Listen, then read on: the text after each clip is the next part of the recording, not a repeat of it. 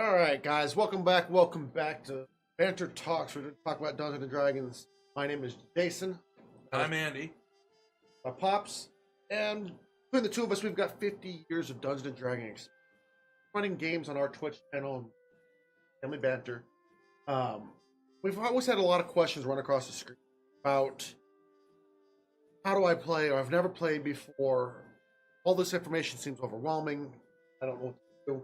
Yes, our previous episode we talked about just the beginning part, talking about your name, your character, getting the process rolling, and different ways we do things about how to start bringing your character to life.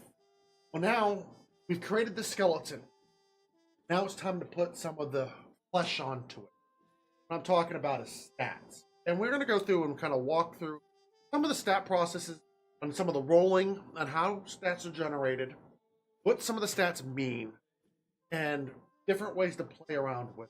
Now, let me premise everything that we are saying here is our version, especially when it comes to rolling stats, determining stats, what stats are actually how they're acquired. Because there are literally thousands of ways that DMs can come up with on rolling stats. And so at the end of the day, we're going to go through what we do as how we determine stats and how we perceive the stats to be. But every DM has their own method, has their way. So get with your DM, or if you are a DM, decide how you're going to do it. And I recommend for DMs or aspiring DMs, pick a way you're going to do it and stick with it. Stay with that for your entire career. Whatever it is that how you're going to do it, be consistent. And being consistent will make you a better DM, in my opinion. So with that said, start with stats and talk about rolling them. Right. So there are multiple systems that you can use by Dungeons and Dragons. The system that we're most accustomed to and using is doing you roll 4d6, 4 six-sided dice, your traditional traps rolling dice. You take the lowest one, toss it away, and you add up the 3 larger dice. So give an example. Go ahead and roll me 4.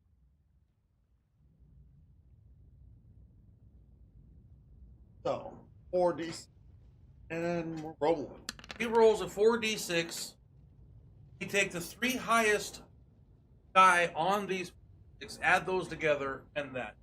So we would have gotten a 13 there. We would have written that down. So the first thing you do is you write down 13. Right. That is an example of how we do it. Now, again, like I was saying before, there are many, many, many different ways. I believe the old original way is rolling 3d6 and put it in a certain order, be it strength, dexterity, so on and so forth. What we do at this point in time is we actually have you roll a set of 6 of this, and then we assign those stats that you have so that you have some kind of fluctuation and flexibility in what you apply to. Now, I mean, you don't have to immediately assign your stats. I mean, you can keep your numbers in there. And generally what we do is we play hero campaigns. So we'll pick a number out of one of those out of your dice, and we generally will boost it all the way up. Take it to the 18.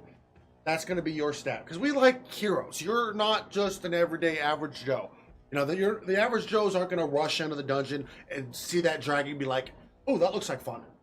No, absolutely not. And I've been preaching that quite a bit over the last couple of days, and the fact that as a character, as a DM, I feel my characters are heroic in some way, shape, or form.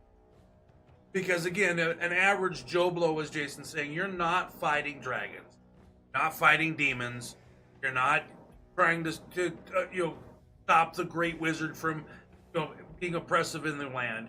You're not being that adventurer in which causes the campaign to move. So with that said, if you're going to be a hero, you've got to have something that's heroic, and that's where stats come in, because that's where, like, an 18 strength, that means you're this big, huge, strong, muscular guy. Or an 18 constitution means you can't be hurt. You have a huge amount of hit points, and you are extremely healthy and buff and work out and eat right. Generally, you're an alcoholic. You have an 18 charisma means you have the silver tongue. You can convince anybody to do anything you want. You know, Or you're sexy and you know it. But so stats is where we start to go into further defining your character. Like Jason said before, we talked about race, class, profession. So we kind of know what race you are, what class you are, what your profession is. That's where we're at in the progression of character generation. So now that you know where you're at and where you've come from, now we're going to put that shining moment on there and roll your stats. There are 6 of them. You got your strength, your dexterity, your constitution, your wisdom, and intelligence and charisma. Whatever. As I pull up here on the sheet, you can see it there on the screen. There's different stat breakdowns that run across the top here. You know, across the left-hand side on your screen over here. And the stats are going to give you, you know, different kinds of bonuses depending on how high you take your stats.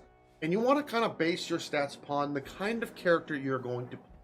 So, what he's talking about there, I want you to look at what he's got up on the screen, and you'll see there to the right-hand side, you know, you've got the skills, and you'll see right next to each skill is what the class, the attribute that is used to benefit that. So, if you are going to be using acrobatics and dodging and that kind of thing, you want to look at that, and you see on acrobatics, the very first one there, that's dexterity. So, if you want to be an acrobatic type character, then obviously you have your dexterity be your highest stat. So you got to understand by looking at the list of skills, you know, you kind of have an idea of your race and your class and where you're at. What's your skill set? And so determining on what your skill set actually will help you in establishing where you're going to apply your stats. What I like to think about when it comes to talking about things like that is the door. When you come to a door, how are you going through? How are you getting to the other side? Are you going through the door? Literally, through the door. Or are you going around the door, over the top of the door, or through a wall, through a window instead? Or are you going to use magic to pop the lock? Are you going to use magic to shrink yourself? Are you going to be using lock picks and picking the lock to open the door, you know, quietly? You know, are you going to transmute yourself into a little mouse and crawl under the door? Are you going to knock on the door and charm your way? How are you going through that door? And that's one way to think of when thinking about it when it comes like that. Now, every stat, I mean, it seems basic. When you got your strength, your dex, your con, that's your, you know, base what it talks about. But it's a little bit more intricate than that. It's a little bit more of a thought process you can go with it. It doesn't have to be, oh, I have strength. I don't actually have to be super strong. I am now actually super athletic more than super strong. You know, I have hops. You know, I've got. I mean, how many athletes that are out there that aren't bulked up in like this beefy strength, but they're strong as fuck? Right. You know, NFL, NBA, NHL, these athletes, those are the kind of people that make player characters because they have an outstanding stat. We either be dexterity, we either be the strength. But in, you know, and we're gonna let's take strength and because when everybody thinks about strength, oh, that's how strong I am. Well, is it really? Not necessarily, as Jason was alluding to. Strength can be all kinds of things, and strength affects all kinds of things in the game. Not just how strong you are, but it also affects how athletic you are. You know, how well can you grapple? How well can you know, swing a weapon? Swing a weapon, pick up a weapon, carry stuff. You know, I've had people tell me, well, you know, strength equates to, you know, my carrying capacity. Well, yes, it does, but that's not the only thing. Strength encompasses a large number of different capabilities. Get into a fight with the goblin. Well, you don't have a weapon. What are you going to do? Well, instead of punching him, I'm going to grapple him. I'm going to grab him by his head, put him in a freaking headlock. Well, to do that, you need a strength roll. You need to be stronger. Because and when to you be look able at, to hold him. Absolutely. And of course, he's going to roll his strength roll. And you roll your 2 rolls, you add your strength bonus to it. So if you have a higher strength, I mean, what's plus 1? 13? 12. 12 plus 1? Okay. So once you hit 12, the way to think about when you get your bonuses on your stats is that 10. When you have a stat of 10, that is 0. That is your 0. You got no real bonuses. You're not weak. You're not strong. You're just an average human being. But you take it to 12. Now you're an above average person. Now you're more I'm sorry to insult my NBA players like this. You're an NBA player. You're stronger than most, but you're not the strongest. Then you go to 14. Now you're talking NFL. Now you got these guys are big and bulky and strong. Then you go, 16. Now you're talking more as a like boxing. The true fighters. Then you go to 18. Now you're talking Olympians, world's strongest man. You're talking the Mountain from Game of Thrones. That guy's got a 20 strength, but that's unusual. So, but another aspect that you can look at about strength too is that you may not be the strongest person in the world, but because your attack rolls, say you're wielding a long sword, your to hit bonus would be based off your strength and your proficiency bonus. So the higher your strength bonus is, so if you have an 18 strength, you've got a +4 in that strength roll. It means you get to add +4 to your dice rolls. That may be not because you're super strong, that's because your character knows how to wield that sword properly. So think about that. In what strength is doing for you in a scenario when you're wielding a weapon. Why are you getting the plus?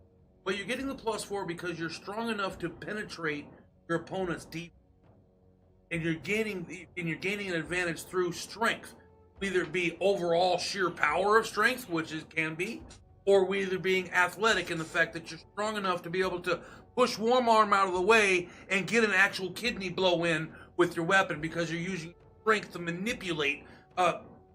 Judo is a great example of using huge amounts of strength with little amount of energy. All right. Okay? And that's what a strong person will do. And so strength, what it comes into is, why do we have the +4? Well, it's because you're...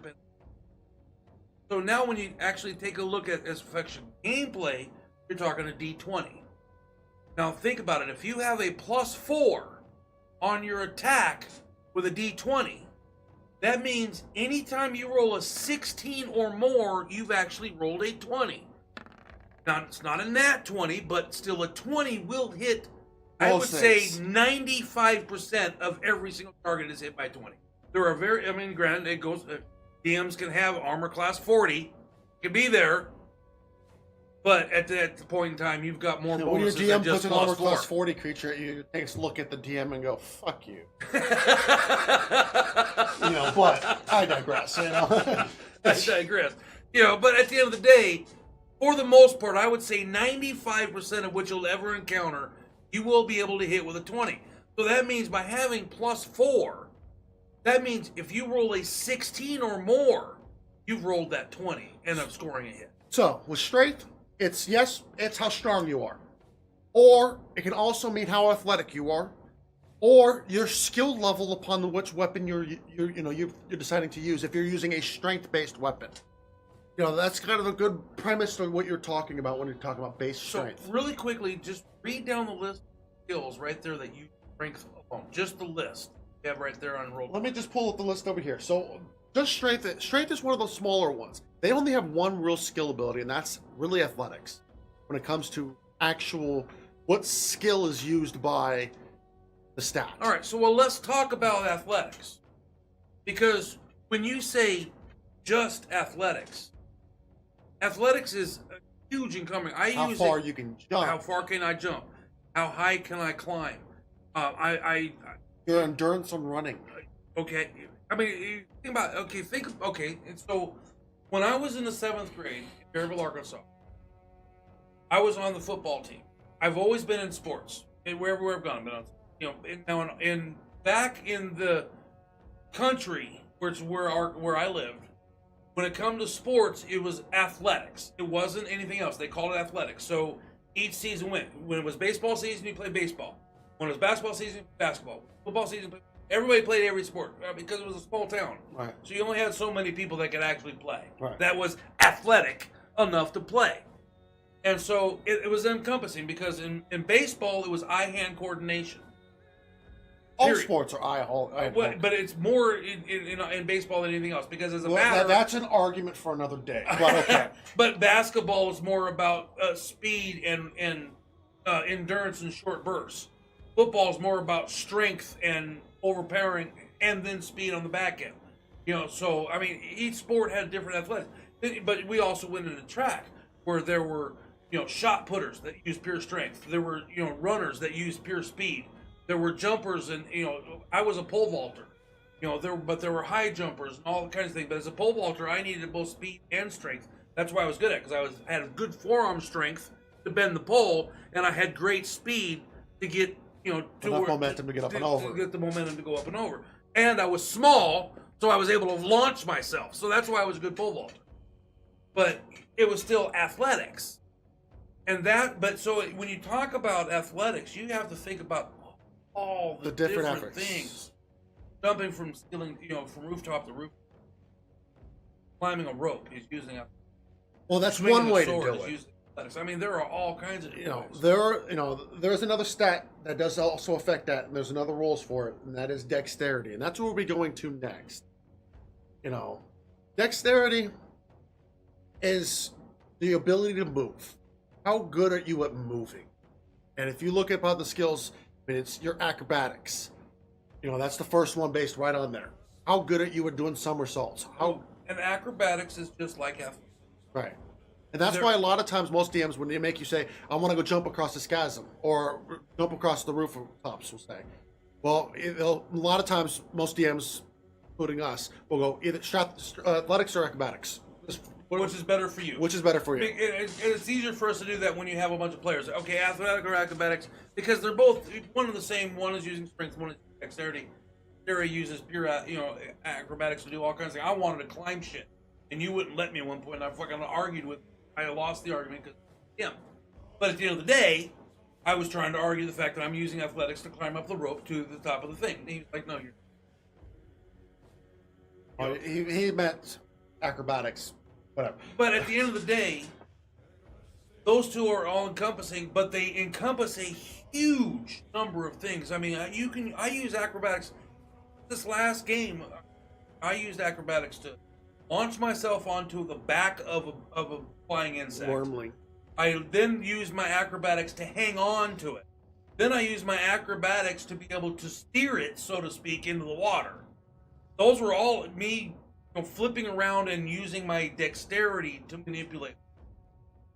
Now, dexterity is one of those weird stats because it encompasses a lot. Dexterity encompasses the ability to use your ranged weapons, like your bows and arrows. But it also encompasses using your daggers, the quick weapons, the rapiers, poke weapons. Weapons that use a lot more speed more than power, a lot more manipulation.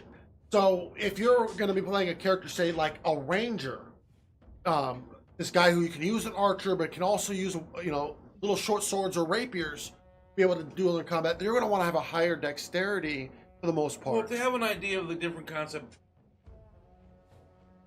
strength, you've got the big guy standing there, standing back. While dexterity, you have a guy standing there with a fencing. The guy that's standing with a fencing weapon has an 18 dexterity, got a 50 strength. The fencer, by the way, is going to crash him. Because every time he's going to dodge, parry, stick. Because he's got a higher dex. So, but he's a littler guy. He's got a little rapier, that big ass fucking battle axe. But because he's got that higher dexterity, he around and dodge and duck and dive. But so going a little bit more in depth on that, dexterity is also your ability to manipulate your body to keep yourself quiet, yourself sneaking around, stealth, which is sleight of hand, being able to, without touching them or allowing them to feel your presence, being able to put your hand in their pocket. Pickpocket. That's why dexterity is a staple. Folks are about stealthing, sleight of hand, pickpocketing, stabby. That's why, for the most part, you will find archers and rogues going dexterity. Because, again, it abides for their skill set. So some of the things that dexterity also affects, if you have a higher dexterity, it also gives you bonus to your AC. Because the bonuses that you get, remember we discussed AC, bonuses. What's that? When we discuss bonuses, you have your 10. Then your 12 gives you +1, your 14 gives you +2, and so on and so forth down the list. But with your armor class, which is AC, that's your ability to get hit. Well, because I'm a quick little guy, I get to add my speed and my ability to step out, sidestep things out of the way, or jump out of the way of a swing, or whatever's trying to hit me. And so I use my dexterity for that. So that affects my armor class, which naturally takes my armor class a little higher. Because generally, I'm not going to be wearing the full plate mail armor because that's going to limit my movement. I want my leather. Your armor class, which is your ability to defend yourself. Base bare naked, what's your armor? 10. So base bare naked, you have a 10 armor class. So if I'm bare naked and I have a 10 armor class, but I have an 18 dexterity that gives me a bonus of 4, 14. That gives me a 14 armor class. So that means on this D20, you have to roll a 14 or better to hit me if I'm bare naked. What did you roll? 17. Oh, you hit me. But understand the concept. I mean, you're still talking 14 or above. That's 6 out of 20. So that's only a 30% chance because I have an 18 dexterity and I'm butt ass. So the higher your dexterity, the more evasive. Right. And that's, and there's also other slight benefits to it later on, especially for like rogues, being able to dodge out of traps. It affects your saving throws, which we'll get into saving throws and how the stats affect those probably in another video. We're just kind of running through the base stats in this video. We'll go more in the intricacies of the saving throws and the actual skills, what those skills mean in a separate video. But in this video, we're basically just going through the stats, giving you basic explanation. Well, you lost me. I must not have the intelligence to follow what you're saying right now. That is the next step. Right. And we're going into Constitution. You're skipping a step. Strength, dexterity, Constitution. I was going off your list. You have no abilities for Constitution? Constitution doesn't have any abilities. What? What do you mean Constitution doesn't have any abilities? Because, okay, Constitution, base definition of it is your health. It's your body. How is your body built? Are you a sickly guy? You're going to have a lower Constitution. Are you a hardy guy? Can you pound, a keg of beer and still remain standing? You've got a pretty decent Constitution there, good sir. But it's your health. Your health, the Constitution literally affects your hit points and the ability to not get sick, poisoned, stuff like that. And also, a thing too for Constitution, it also helps wizards. And this is a lot of people who play wizards don't understand. The Constitution also affects your Constitution saving throw, which affects the ability to be able to concentrate on your spells. How strong is your mind as well? Oh, so you mean if I'm actually casting a spell that requires concentration and hit me, I'm making a Constitution saving throw to maintain my concentration on. All right. Well, that's why Constitution doesn't have any baseline skills. What it has, because it affects the hit points, magic users, and affects the whole spectrum of characters, not just the tanks. It also helps with the mages as well. Well, because with mages it helps you with your concentration, with tanks it helps you with your health, with stealthers it helps you with being able to resist poisons and stuff like that. So overall, Constitution is an exceptionally important stat that has no skill attached to it, because the skill is in your endurance, in your ability to resist, in your ability to concentrate, and how healthy you are. How It's many your hit points mind, you are. body, and soul. That's your Constitution. Your mind, body, and soul. And it is the only stat that is not associated, quote unquote, straight up skill. Yeah, one of the proficiencies. Now, I will say that there are some homebrew skills out there. I'm going to go advanced on you now. Such as, I have the homebrew skill of being an alcoholic, where I go into bars and challenge people to drinking contests and stuff like that. And I built my tolerance up like that, and now that skill would be using your Constitution. That's all. Basically, all that would be doing, guys. Is adding your proficiency bonus. You're proficient in drinking, boys. But it's Constitution is a pretty straightforward stat. So just remember that Constitution. Don't use it as a dump stat, guys. I recommend don't use it as a dump stat unless you want your character to be sickly. And if that's what you want your character to be, so be it. And that's a fun way to role play. And the min-maxers out there, you'll notice, will put their third highest stat in. If not their second. And I'm talking about the mid-maxers that I hate and detest, but they're out there.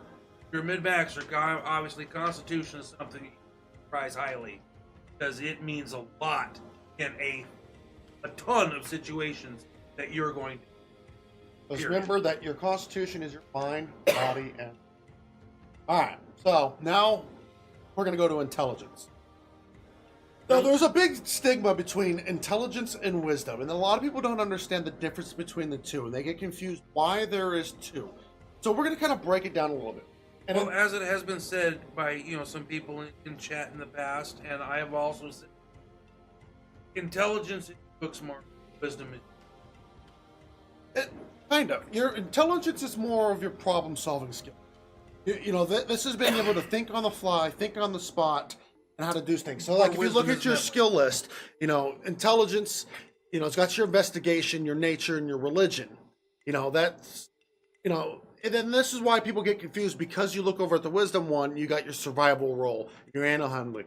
But, general, if you think about intelligence from a non-mage user, non-magic user, intelligence for like somebody like a rogue who's going to help disarm traps. Investigation area. I have my second highest stats, man. It's intelligence is being able to problem solve. That's how I've always equated to it. It's your ability to problem solve. Or wisdom is the knowledge that you have. It's not thinking on the spot. That's just information you have retained over the years. Where your intelligence is, I'm jolly on the spot. What am I doing? I'm not even thinking about what I know. How am I going to handle this situation? But on the other flip side of it, intelligence also affects your magic. How are you able to manipulate that magic on the spot? And that's why generally wizards are intelligence based, because they're not, they're the people who have studied magic, and so they have to be able to think about it on the fly to bend the magic to their will, be able to cast their spells. And think about it. When you look at that list, Arcana is up there. Obviously, everybody, when you think of Arcana, you think Arcana, intelligence, wizards. Yeah, got it. But also remember that Arcana is, you don't have to be a wizard. Arcana, say, I want to know, do I sense I approach something that it looks like it's magical. I'm going to use my intuition and my experience and my intelligence. I think that's magical. Roll an Arcana check. Now I might not have any bonuses. You might not be able to tell what it is, but you'd be like, well, I see a couple runes on there. It's got kind of a glow hue 20, well, suddenly I know exactly what it is. Sometimes. DMs, that's on your discretion. But at the end of the day, and you look down the line, history, that's book smarts. That's what you have learned through being brought up and what you were taught as your history. Other than that, if you weren't taught it in history, you know it, and that's where your intelligence rolls. Investigation is something I use a lot as a rogue on my rogue, because I'm constantly, number one, when you go to pickpocket somebody, the first thing you do is you investigate them. You don't go right up and I'm going to go right in his mouth. I'm going to investigate that. Does it look like there could be something in that pouch? Is it bulging? Is there a coin circle? Is there something in there that... Is there a tiny little string stretched across the corridor of a room? Or pressure traps? plate. Do you see that pressure plate? So, how many times do I say, okay, I am doing a perimeter check? I'm using my intelligence to do that. How many times do I go into a room? Okay, well, I'm checking every wall. Just the other day when I went into the captain's chambers, what I say, I'm using my investigation, search this entire room for secret traps. And what did you tell me? I was under beds. I went under the table. Remember, you went through the whole description of me going under the table and moving this and moving that and checking this and doing all kinds of shit. And that was me using my intelligence investigating. The analogy that I wanted to bring up prior to it, we're actually diving more into intelligence and charisma and wisdom, is think about it like this. Your intelligence is to be able to understand that a tomato is a fruit. Your wisdom is the ability to know that you don't put a tomato in a fruit salad. But your charisma is your ability to sell that fruit. That's kind of a good baseline explanation between the difference between the three. But the three affect certain things. Like Pop said, your intelligence is your street smarts, is your ability to think on the fly and handle the situation. But your wisdom is your knowledge that you've grown over the years, what you've studied in books. Now, I'm looking at the list. I just have a question. some other people might be looking. Why is religion considered intelligence and not wisdom? Clerics, I'm going to use clerics because clerics' primary stat is wisdom. But clerics should be highly versed in religion regardless of what intelligence. Does that make sense what I'm saying? Right. Because that doesn't mean religion is what. I mean, okay, I understand, and what they're referring to maybe here is that religion is something that you learned and what you taught. But shouldn't there be a wisdom religion as well as what you're Wanted to look. seeing if it actually. Yeah, I mean that's. So you understand my question, Yeah. and I was looking at that, and somebody else might have that same question, so that's why I'm bringing. Well, when it comes to say like history, religion, and nature, it's the best way I can explain to it. I've always been a little confused on that myself, but I'm going to follow the rules on that when it comes to the book. But it's being able to recall the information. The Druids based that wisdom as Wisdom. then I have the same argument with. All right. I might have to actually argue that. Right. The more I think about it, it's like, wow, really? I guess it. Okay, so this is in my mind. There's got to be two. There's got to be an intelligence, nature, and religion, and a wisdom-based nature and religion. The wisdom-based nature and religion is the intuitive religion, but the religion of intelligence is other religions. You might not know about other religions, but within your own religion, you can have. So here's But if being able, you're- no, okay, but here's the counter argument to it. The reason why they're there, because when I look at that artifact, that statue of a goddess, Right. I may not know what that goddess is, but I'm going to roll my religion rolls and I'm going to determine what that goddess stands for. But now, by is just- that a wisdom religion role or an but intelligence? it's using your problem solving skills to understand what that statue is, what's in this book, this holy text that I'm reading. But I'm not going to have an intuitive because I'm a priest and I've studied religions all because that's what priests do.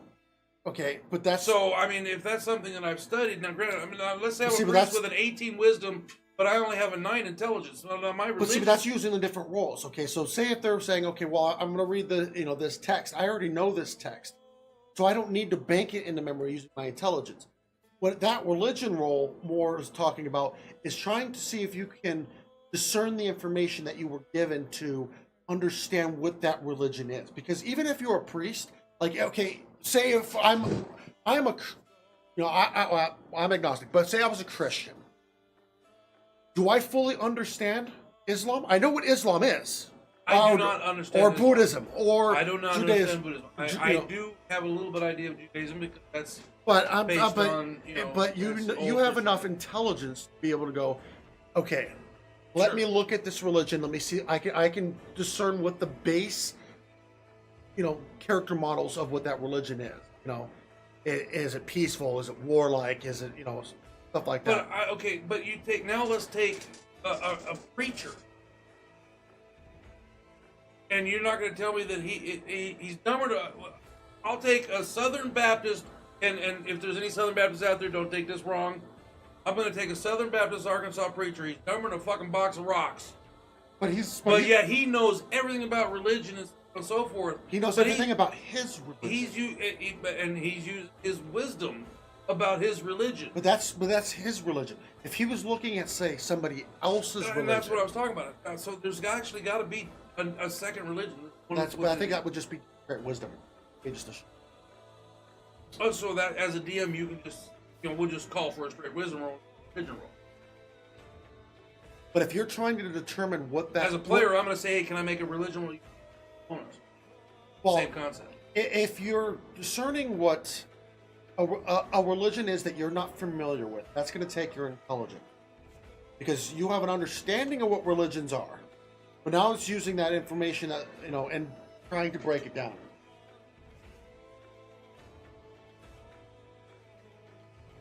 Yeah, well, I mean, our bottom line is I look at nature and religion, which is on the intelligence.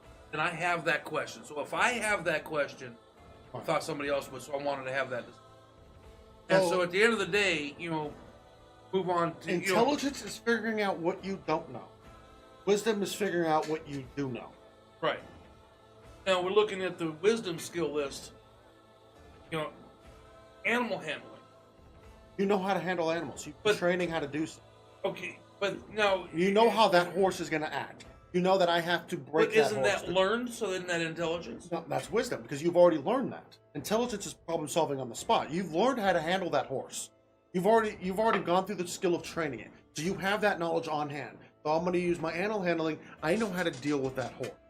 I know that I can either, depending on the kind of horse, I'm at Dog whisperer. the horse whisperer. You know how to manipulate that horse either by breaking it or calming it down, relaxing it, and stuff like that. Because I understand insight as far as wisdom. That makes complete. But again, then medicine, That's wisdom. That's knowledge you know. knowledge that you've learned. Yeah. But also now, again, we can go with medicine with this argument we have in nature vision. Medicine is also problem solving. And don't you tell me right now that a doctor is just like an air conditioner repairman or an auto mechanic, and they're troubleshooting your body. Well, let's see if this was wrong. But if they didn't have the information prior, they wouldn't have been able to problem solve. Does that make sense? Sure. Like I can't go do heart surgery on you. I don't. No. But I understand how the basic body works. But I don't have enough medicine knowledge retained to be able to do heart surgery. And therein lies the difference wisdom and Fine. and so I mean it's a fine line, as you can see, and that's what I'm trying to illustrate is that it's a very fine line, but you got to understand the uses of both and the importance of both. Wisdom is just as important. If you're an unwise character, make dumb decisions, you're going to get yourself in trouble because you're just don't know better. Intelligence to me is kind of like that. It's kind of like a kid where they're super smart. They're able to problem solve pretty quickly. They're super intelligent. They're able to do things. But then when you ask them a question, what? Now, like let's take this. You know me, but wisdom. Shouldn't wisdom not be a stat that naturally grows? if you wanted to run a game like that, yeah. You understand what I'm saying? And the thing is with Dungeons and Dragons, when you level up at certain levels, be it But you always the go to your 4, the primary 8, stat. the 12. I'm a warrior. When I level up and I get my stat bonus, I'm going to strength. But I'm going if to you're dexterity, looking I'm at it going from to if you're constitution. going for the role play aspect of it, and we're going to use Grog from Critical Role. Okay, he was a big dumb idiot. He had a really low intelligence, but he was just a dumb idiot. He had low intelligence, low wisdom. But say he wanted to be able to be a little smarter. Well, if I want to role play that and be able to role play that, I need to have a premise why I did that. So I took my intelligence point that I got at level 4 and applied the knowledge that I've learned by getting to this level 4, and put that point in intelligence. It may not affect my class. It may not give me. It's not going to help You're not mid-maxing. I'm not mid-maxing, but I'm role-playing my character that I want. My character was trying to seek out knowledge because I was dumber than a box of rocks. I love that, and I'm 100% down with that. But what I'm suggesting is that wisdom is also age relevant. I think there should be an age bonus to wisdom. The older you are, you'll get bonuses to your wisdom based on age. If I recall from correctly, I think Rollmaster had something along those lines. That's probably where I'm thinking about it, because I remember something like, well, because if you think about it, and if you I think know about it, Traveler did as well. well, So bottom line is, if your wisdom is what you have learned, as you get older, you get wiser. Period. End of story. Everybody knows that the old people are the wisest people on the planet. okay, but you think about a D&D campaign. Like you look at my campaign. We hit week 40 yesterday. Yeah, we've gone 6 weeks in game. Yeah, not even. Well, So- no, we've gone along. Maybe 6 weeks, but it's only in that 6 week period. Your wisdom is not going to go down that. No, much. you're not aging. Yeah. because But that's why it's slow in Dungeons and Dragons. I go back to an aging factor. I mean, I think there should be some kind of built-in bonus for age. I mean, when you hit 40, you get +1. Yeah, but Granted, you guys are 16. You'll never see 40 before this game ends. there I mean, it's just not going to happen. there are campaigns, and I played in campaigns my Shard campaign, now my main villain, one of my main villains in my campaign now, but Right. Shard, there was during the part of our campaign, we hit like level 9, I think it was, and then the world went to peace. We solved the major issue at that time. Right. And so our DM decided to say, hey, well, for this next 15 years. 15, I think it was 20 years, that there was peace. There was nothing for us really to do. I mean, we traveled and did couple little things, but there was nothing that really progressed our character to that next level until the next big arc hit. And that's where you should have gained a point of. Right. But a lot of games don't do that, you know. But Right. if that's a mechanic that you want to play with, that's the way you would have to be able to do I that. just But you think- got to remember though, your elves are going to stay the same age, but your human character went from 20 to 40. Guys, I'm 30 years old, and I feel the difference between 20 and 30. There is a huge freaking difference. I know you from 30 to 50. You tell me your buddy it's not changing. There's a major difference in you and me. You know, so Major difference. you know that like that. So there's a something to think about. But And- all I'm suggesting is the fact that, and so if it's not necessarily age factor, it could be experience factor. I'm almost thinking that because if you think about it, like we've discussed, it's only been let's even say 3 months that it's actually been game time. We've done so much that to become level 7, well, we've gained wisdom. We've become wiser. right, but it's It's just been natural. So perhaps I just feel that there should be, as you progress, either it be, if you've gone up in the levels Okay. because of activity. or Here's time. the thing when it comes to that. The game has a mechanic for that, and that's called proficiency. You've chosen the proficiency things that your character's retaining, and that's where we'll go break down the skills. So when you hit a certain level on certain characters, you get more proficiency. So you can take that to expertise now. Well, I Okay, understand. so that's where that comes into So play. all of that, everything that you've learned, that wisdom is all being applied to What- your proficiency, your skills. expertise. Not your and- actual stat. But you understand my thought process. I Right. mean, because when we're talking about wisdom, you are becoming more wise. Right. I don't care who you are, what you are, and it really actually doesn't matter the time spent. It could be 6 months. I know people that have matured and become, from yeah. adolescent to adults in a short amount of time due to life circumstances, and that you can't tell me that their wisdom didn't. So, just to kind of break down between the difference between wisdom and intelligence. Intelligence is being able to solve the problem on the spot. Wisdom is being able to have the knowledge of that problem, being able to apply your wisdom. Now, Then we move on to career. this is my favorite stat, Me and now too. a lot of people discount it and use that as what we call their dump stat. They put their lowest stat into charisma. But it hurts me into my core because charisma is your personality. It's your looks. It could be Or one, not or it looks. could be one or the other. It's your tongue. It's how you interact with the world around you. Because How you are. for example, a supermodel might have an 18 in charisma.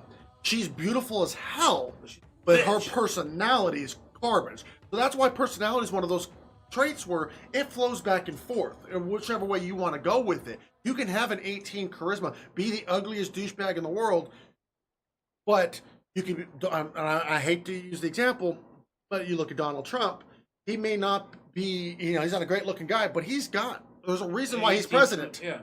He's, He's extremely charismatic. so, He knows how to win friends and that's why you look at it on there. You've got your deceptions, got your intimidation, your performance, your persuasions. Those are your words and your actions when it comes to when doing stuff like that. But when I'm making my character, I always like to make the decision: am I ugly or am I beautiful, or am I silver or am I silver tongued? Because if I'm ugly and I have a silver tongue, then my charisma score is going to go up. Well, see, and if you look at it in reality, in real life, I look at myself. I am not the most attractive person. I understand it. I'm not like drop dead gorgeous model. No, I'm not by any stretch of the imagination. I am. But once people get to know me, I'm exceptionally likable. I'm what's called a people person because I've always been in the people business. So I'm a people person. and it's my personality. And it's because I laugh and I joke and I have fun, and I can relate to almost every. I think that's one thing we have as a family is we can relate to everything. Right. Doesn't matter what race, color, nationality. It doesn't matter what your religion is. It doesn't matter what your sex drive is. None of that matters. We relate to everybody pretty much equally. And because of that, I have a very high charisma personally. Not because I'm beautiful, but because I have a way of being able to talk to people. I'm a phone salesman. Why? Because I have a silver tongue. I was extremely successful in the phone sales business, as you know. And it's because I have a silver tongue. I'm very charismatic. I'm fat. I'm bald. I have broken teeth. I have crooked glasses. I dress like crap. I am not what women go after by any stretch of the imagination. And I admit that. But once They get to know me. girls get to know me, hey, they love me and I have fun. And I've had a lot of, girlfriends, not girlfriends, but friends that are girls. Because I'm fun to be around. Krista, you guys have seen her. I got me a drop dead hottie. Why? Because All right, but I'm let's get off of charismatic. ourselves. Well, that's what I'm talking about as far as charisma goes, and that's my point. It's not necessarily about looks. It's also about how well you can get people to like you. Right. It's you think about when it comes to charisma. It's when you enter the room, draw the looks. Maybe not. It doesn't have to be because you look beautiful, but because you have that presence about you. That black knight who walks into the room, that dark knight walks in the room. He may not be the most attractive guy. He's got white hair, scars across his face, but because he enters the room and everybody goes, that's basically using his intimidation, his charisma to draw all the looks upon him. Or you have that drop dead gorgeous model. Or look at Stephen Hawking's.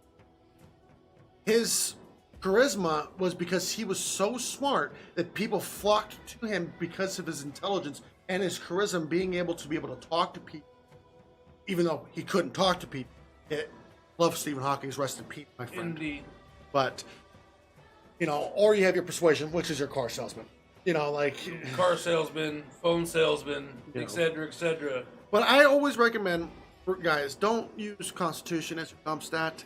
Constitution is the fun way or Christmas fun way to play things. And even if you want your character to be ugly as sin, doesn't mean your charisma score has to be low. You can have a high charisma, a personality, a funny guy.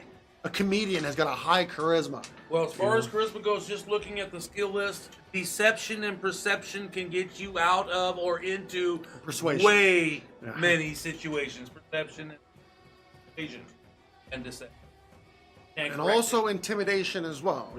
For those big fighters, those big warriors, Yeah. intimidation's so So at the end of the day, those are the stats. Those are the base stats that you deal with.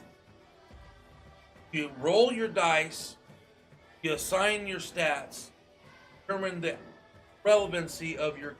Now, basically, at this point in time, you're rounding out the nuts and bolts. You're putting, before we had the silhouette, now we're putting the bones and the muscle and the mind, the brain. Well, into the that mind, silhouette. the mind is going to be the skills. That's going to be our next video. We're going to go through and break down a lot of the skills, the acrobatics, the handling. One of the situations you're going to be using those. So, thank you all for coming and watching us, checking us out. Come check us out on twitch.tv/familybanter. We play Dungeons and Dragons quite a bit on the stream. We talk about it, and we're always there to answer questions when we're live on stream. Yeah, regardless what we're. So again, On that note. I thank you so much for coming to check us out. Check us out on our next video when we talk about skills. But it's been fun. It's been real. It's been real fun. Peace.